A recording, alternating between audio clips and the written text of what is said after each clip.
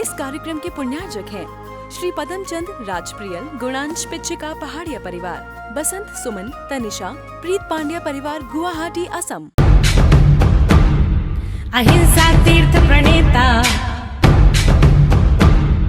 अहिंसा तीर्थ प्रणेता, जय जय हो भारत गौरव राष्ट्र संत प्रमुख सागर। स्वर्णिम स्वर्ण जयंती का अवसर ये महान है, मिलकर हम मनाएंगे गुरुवर देश की शान है प्रमुख सागर। जय हो गुरुवर प्रमुख सागर, जय हो गुरुवर। अन्न पदार्थ जो आत्मा से रहित हैं, परा अन्न हैं, अतः तथा उस अन्न पदार्थों से दुखम दुख होता है और आत्मा आत्मा से सुखम सुख होता है। अतएव इसी कारण महात्मना महापुरुषों ने तन निमित्तम उस आत्मा की प्राप्ति के निमित्त कितोद्यम उद्यम किया है। कहने का तात्पर्य यहाँ ये है कि आचार्य पूजपा स्वामी यहाँ कह रहे हैं कि जो पर में है वो दुख में है और जो स्व में है वो सुख में है। पर तो पर है सामन समझो भ्राता पर से अति दुख मिलता है। आचार्य विद्यासागर जी ने पद्य अनुवाद किया है, तो उन्होंने इस लाइन को ले कहने का प्रयास किया कि पर तो पर है समझो भ्राता पर से अति दुख मिलता है। आत्म तो आत्म है, भ्राता आत्म से सुख मिलता है। यही जानकर यही मानकर महात्मा ऋषि संत यहाँ आत्म साधना में रत रहे, सुख पाने गुणवंत यहाँ सुख पाने गुणवंत महा। जब तक हम पर में हैं, दूसरे में हैं, तब तक हमें दुख ही दुख है, और जब हम स्वयं में रहेंगे तो हमें सुख ही सुख है। पर परेशान करता है और स्वयं सम्मान करता है, लेकिन हमारी धारणा बन चुकी है कि पर में ही सुख है। हमारी धारणा बन चुकी है कि पर में ही सुख है। कोई पर के सुखे के कारण से दुखी है और कोई पर के दुखी करके सुखी है। हमने अपनी मानसिकताओं को बना रखा है कि पर में सुख है, लेकिन पर में सुख होता तो हमारे ख्याल से परमात्मा पर को छोड़ते नहीं। उनके पास इतना पर था कि सब सार में सारा पर उन्होंने पा लिया था। दूसरे की संस्कृति को उन्होंने समझ लिया था, लेकिन अपनी संस्कृति को भूले नहीं। हमें अपने जीवन में इतना ही विचार करना है, जब तक स्वयं में लौटकर नहीं आएंगे तब तक सुख प्राप्त होने वाला नहीं है। पदार्थों में सुख नहीं है, धन दौलत में सुख नहीं है, स्त्री और पुरुष में सुख नहीं है, संसार की वस्तुओं में सुख नहीं है। ऐसा यहाँ आचार्य पूजपा स्वामी कह रहे हैं, लेकिन हमने पर में ही सुख समझ रखा है। ख्याल करना, आचार्य यहाँ कहने का प्रयास कर रहे हैं कि स्व आत्मा में जब तक तुम नहीं आओगे तब तक तुम्हें सुख की प्राप्ति होने वाली नहीं है। वो तुम स्वात्म चिंता स्याद, देह चिंता च मध्यमा, अधमा काम चिंता स्याद, पर चिंता धमा धमा। परमात्म प्रकाश में परमानंद स्तोत्र में आचार्यों ने मुनियों ने इस बात को कहा।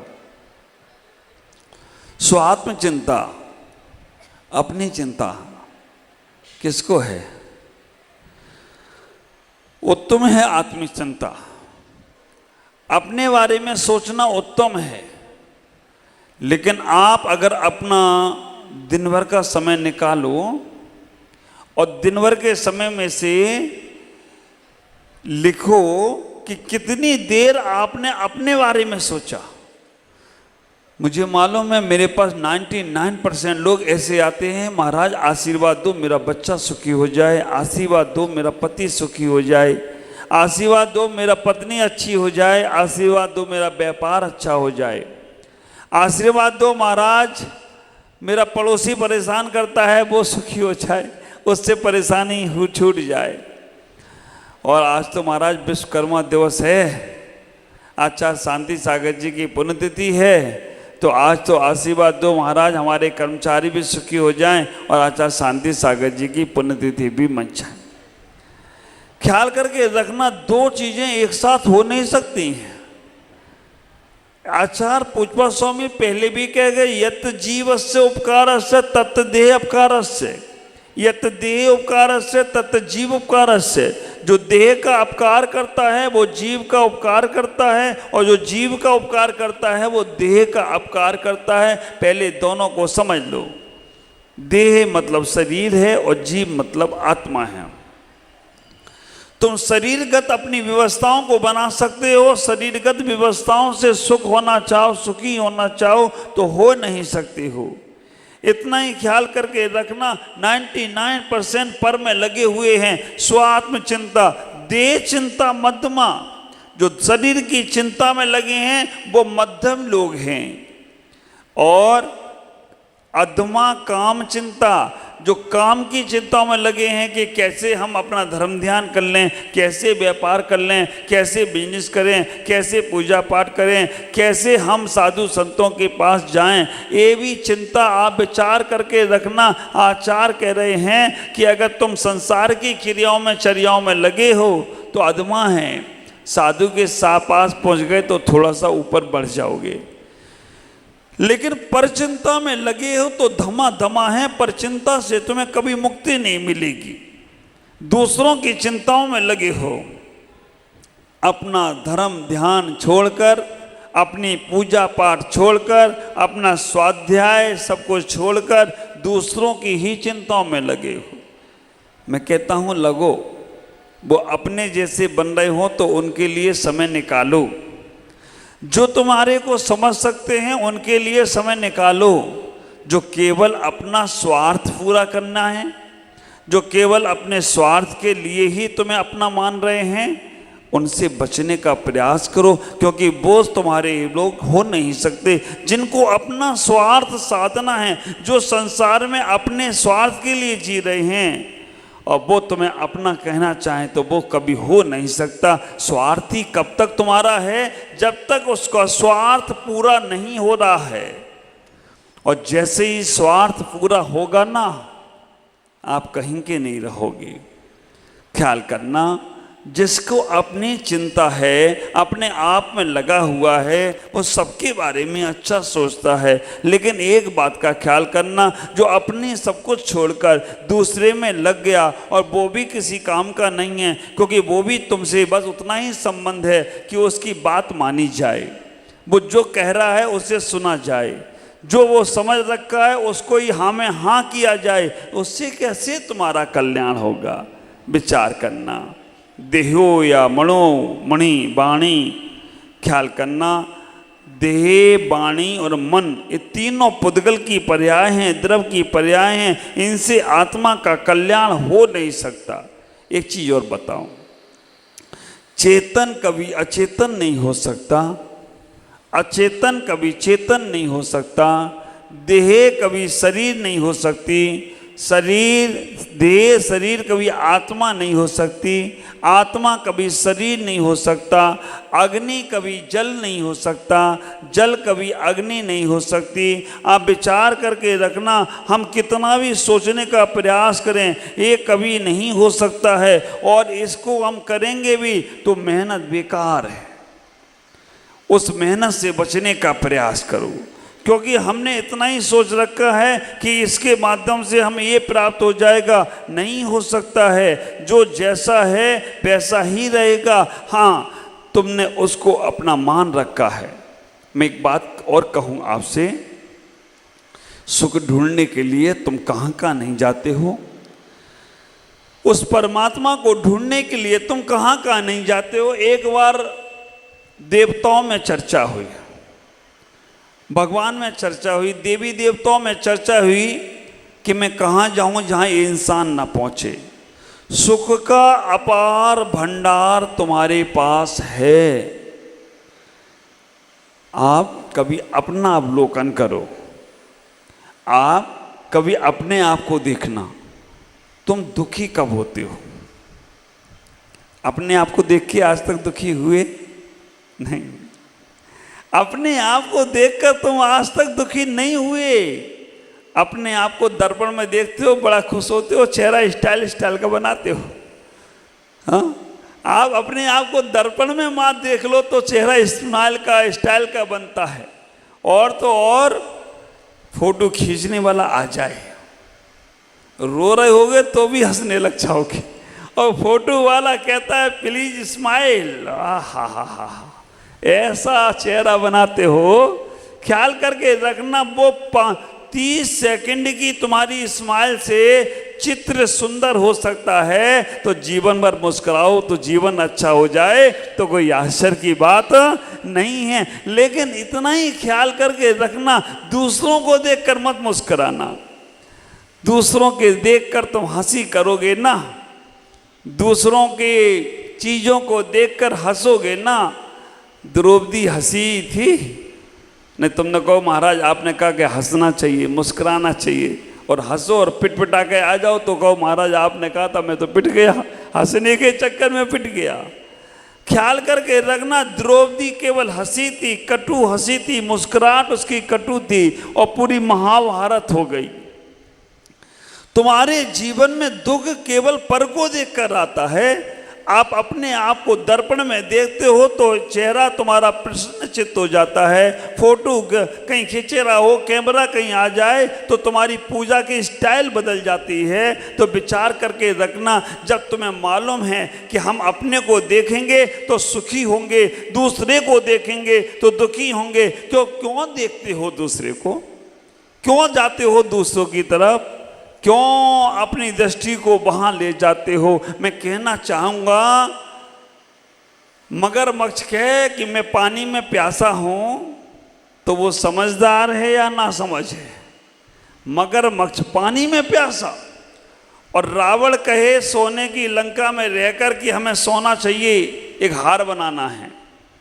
रावण की लंका में सोने की कमी, पानी के सागर में मगरमच्छ को पानी की कमी, और तो और आप विचार करके रखना, भालू के शरीर में बालों की कमी, भालू के शरीर में बाल की कमी नहीं है, रावण की लंका में सोने की कमी नहीं है, और पानी में मगरमच्छ को पानी की कमी नहीं है। तो इस मानव देह में आत्मा और परमात्मा की कमी नहीं है। ये बात आप अपने पक्का जीवन में बना के रखो।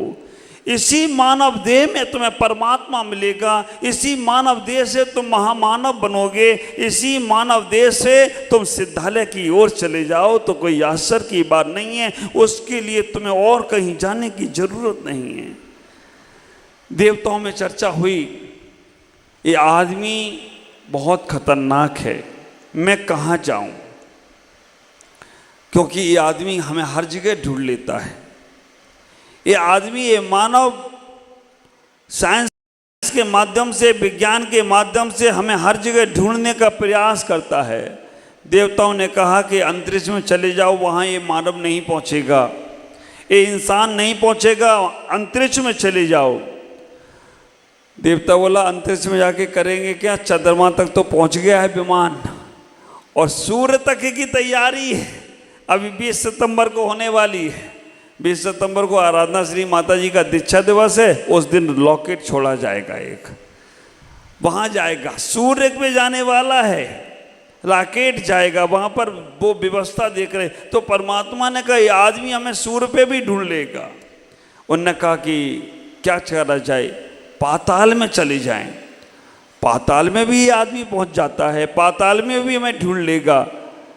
फिर कहाँ जाए, पेड़ों पे चले जाएं, पेड़ों में भी ढूंढ लेगा। सारी दुनिया में उन्होंने कहा कि आदमी पहुंच सकता है, कोई ऐसी जगह बताओ कि आदमी जहां ना पहुंच पाता हो, जहां देखो तहां पहुंच जाता है आदमी। अब विचार करना, इतना ही कहने का प्रयास किया कि आदमी एक ही जगह नहीं पहुंचेगा। अब देखो, हम प्रमुख सागर जी महाराज यहाँ आ गए गुवाहाटी में, हमने सोचा अब इतनी दूर चले जाओ कि कोई हमें ढूंढ ना पाए, लेकिन ये शिवरार्थी मुझे ढूंढते ढूंढते यहाँ भी आ गए। इनने कहा महाराज कहीं भी चले जाओ मैं तो आ ही जाऊँगा, आपका पीछा छोड़ने वाला नहीं हो। और मैं हमेशा कहता हूँ ऐसे ही पीछा करते रहे हमारा तो सिद्धालय भी मेरे पीछे पीछे आ जाओ तो कोई आश्चर्य की बात नहीं। जो संतों का पीछा पकड़ते हैं उनके हाथ में एक दिन पीछी भी आती है। ख्याल करके रखना, जो पीछी के पीछे पड़ते हैं वो पीछी को प्राप्त भी कर लेते हैं। और एक बात ख्याल करके रखना, पीछी ना पकड़ पाओ तो कम से कम कमंडल पकड़ने की योग्यता तो रख ही लेना। पहले हमें बताया कल की मनोज नमोकारवंत वाले बोले जाते थे, अब नमोज कमंडल वाले बोले जाते कि मंदिर जाए तो कमंडल उन्हीं के हाथ में रहने वाला है। ख्याल करना, इतनी पात्रता तो पकड़ करना कि साधु के साथ उठना बैठना चलना बोलना, और हम साधु के पीछे, तो इतना ही विचार करो। पहुंचो, अच्छी जगह जरूर जाओ।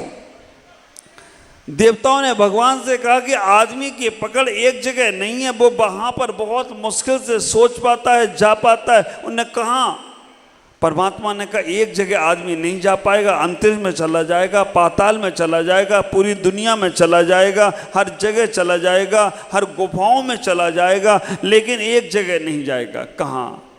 सभी देवताओं ने कहा आदमी अपनी आत्मा में नहीं जा पाता है, आदमी अपने हृदय में नहीं जा पाता है, आदमी दिमाग में भी चला जाता है।